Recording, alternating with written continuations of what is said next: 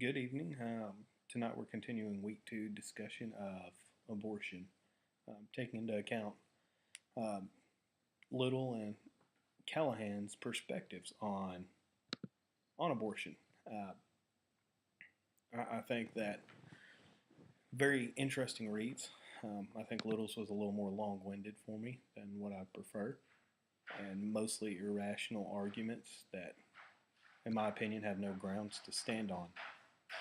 Uh, on the same note, I can't believe I'm saying it, but I honestly support the feminist approach.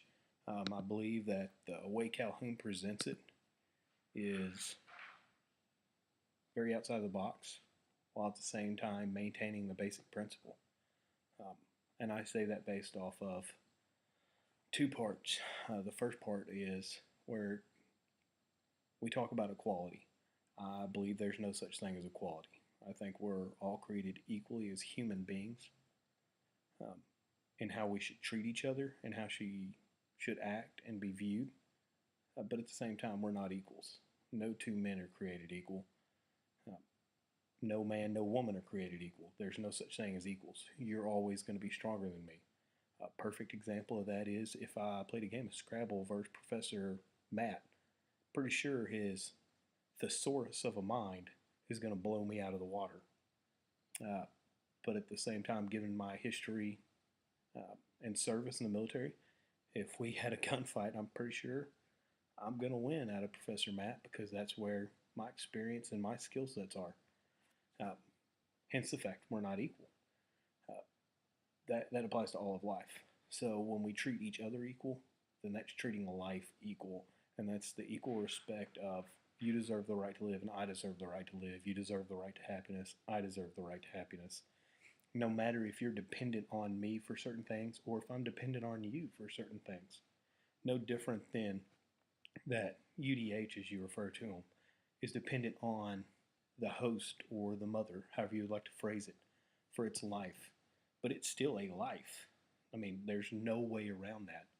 And just because you have the control over that life does not give you the right to abuse it or damage it in any way.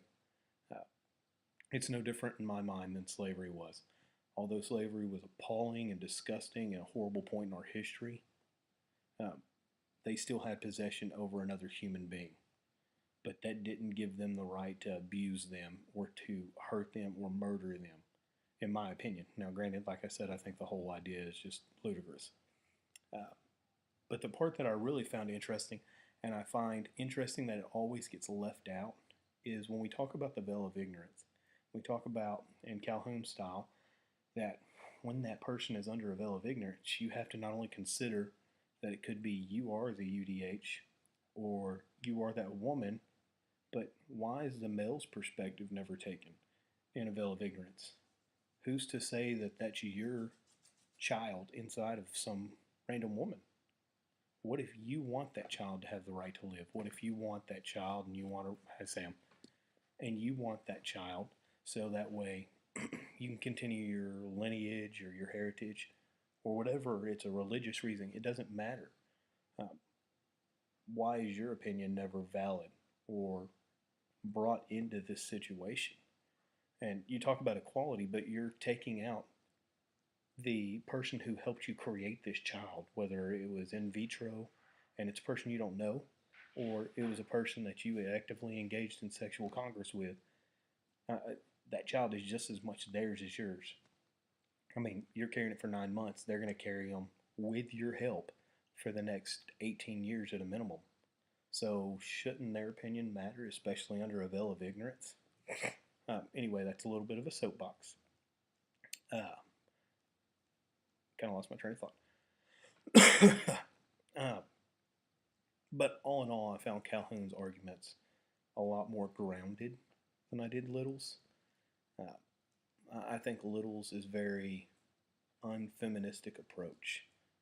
I think that he's trying to show that they have power over somebody weaker than them, and it is a person. I'm sorry, I refuse to say that it's not. I mean, they feel pain, they have emotions, they can think, they're growing. That is a person, whether it's dependent on you or not. Anyhow, I've reached my 5 minutes as normal and still have plenty to say, so we'll cut it off there. Thank you, and I look forward to next week's.